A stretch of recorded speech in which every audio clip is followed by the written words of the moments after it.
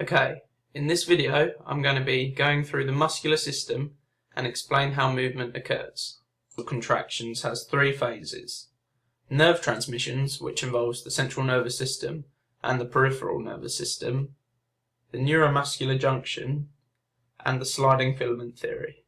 The system and the peripheral nervous system are both located in the brain and spinal cord, whereas the autonomic nervous system is made of nerves from the spinal cord to the vital organs.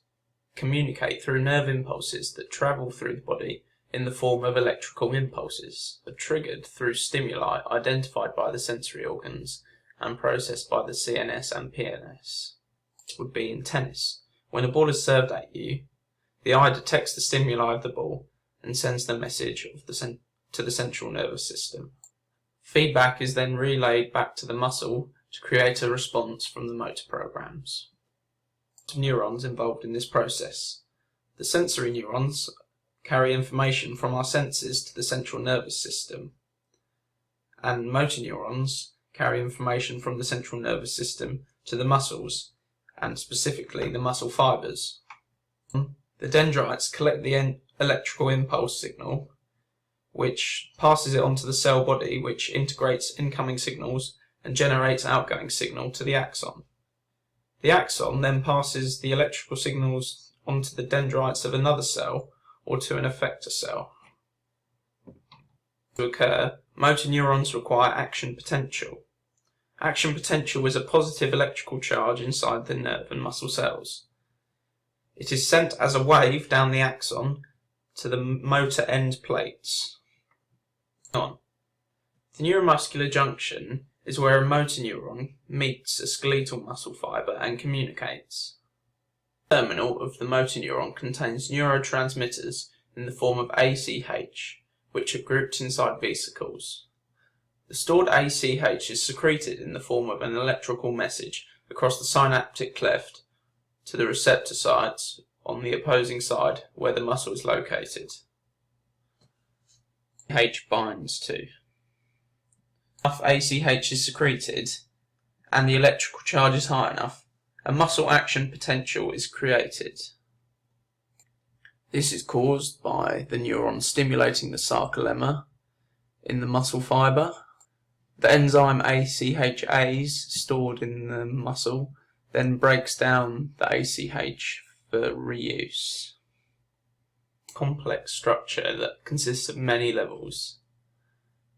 The first level is muscle fascicles, which is a group of muscle fibers bundled together. The muscle fibers consist of myofibrils, which are groups of many sarcomeres. Sarcomeres consist of smaller myofilaments, and the myofilaments are made up of actin and myosin proteins. When the tension decreases due to the restorage of calcium plus ions and the covering of the actin sites, the rest, preloaded ATP is released to the myosin head, where it is broken down to ADP and a phosphate ion, which releases energy in this process of breaking it down.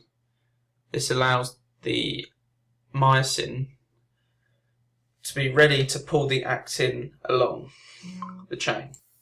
To initiate a muscle contraction, the action potential travels over the sarcolemma down into the T tubules, which is triggered by calcium ions in the sarcoplasm.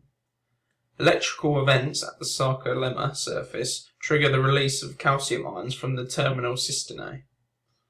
The calcium ions diffuse into the zone of overlap and bind to the troponin. Troponin changes shape, which alters the position of the tropomyosin strand and exposes the active sites on the actin molecules. Myosin heads then bind to the active site, creating like a cross bridge, which rotates and causes actin to slide over the myosin. The sarcomere shortens. The phase is repeated all along the myofibrils and causes the muscle fiber to shorten as it is pulled along. Nervous stimulation of the muscle causes the structures in the muscle to move. The myofibril is made up of sarcomeres. The sarcomere is the smallest unit in the muscle that can contract. As each sarcomere contracts, the length of the myofibril reduces, bunching the muscle and making it shorten. This is possible because the H zone in the sarcomere reduces depending on the required force of the contraction. In the presence of high levels of calcium, myosin is able to attach to actin protein filament in the sarcomere. This forms a cross bridge, and provided there is a sufficient amount of energy available, the myosin will be able to pull the actin filament, shortening the muscle. Energy is provided by the breakdown of ATP by the class of enzymes ATPase. It is known as a tension and is triggered by the presence of calcium ions, also known as the sliding filament theory. To end the contraction, the brain signals that the muscle contraction is no longer required. The impulse then stops, which stops the release of calcium. Without the excess calcium, myosin can no longer attach to the actin head, as the site where it attaches would be blocked by tropomyosin. The actin would then return to its resting state, meaning that the H zone in the sarcomere would reappear and the muscle would relax, and the contraction ends. As sarcomeres contract, so does the entire muscle fibre. As fibres contract, tension is created by the tendons pulling on the bones, and movement will only occur if the tension is greater than the resistance. Individual fibres can either be contracted or relaxed, and tension is the product of the number of cross bridges that a fibre might have. The variation in the tension can occur due to a couple of different things. The first one is the amount of overlap of the myofilaments and the frequency of the stimulation. So, the more frequent the stimulus, then the more calcium ions build up, which results in a greater contraction. And there are 4 different types of these muscle contractions. These are isotonic concentric, isotonic eccentric, isometric, and isokinetic. And they are all different. An isotonic concentric contraction is when the contraction of the muscle causes a shortening with a fixed level of tension. An example of this would be the upward phase of a bicep curl in the bicep. As you bring it up, the muscle shortens and gets wider with a fixed level of tension. Isotonic contraction is an eccentric contraction. This is where a muscle is extending in length this time with the same fixed level of tension. The example of this would be in the bicep of the downward phase of the bicep curl. It elongates, but the fixed level of tension stays the same. An isometric contraction occurs when the whole muscle length stays the same during the contraction and there is no movement involved, so it's all static.